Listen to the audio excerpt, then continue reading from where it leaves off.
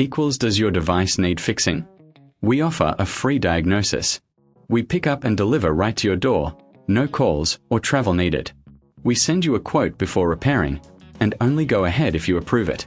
Easy, transparent, and professional. Link in description. To start, ensure you have the right tools. You'll need a Phillips screwdriver, thermal paste, and a can of compressed air.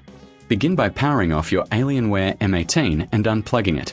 Remove the back panel by unscrewing the screws. Keep them in a safe place. Once open, take a moment to clean the internal components with compressed air. This helps prevent overheating. Next, visually inspect the motherboard for any signs of damage or burnt components. If you notice anything unusual, it may require professional diagnosis without obligation. Now, locate the BIOS chip. Carefully remove it if necessary, and replace it with a new one if it's faulty. Reapply thermal paste on the CPU before reassembling. Once everything is back in place, screw the back panel on securely. Power on your device and check if the BIOS is functioning correctly.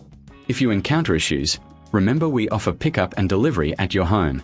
No calls, no travel, just a simple quote before repair. This ensures you get the best service without hassle. Does your device need fixing? We offer a free diagnosis.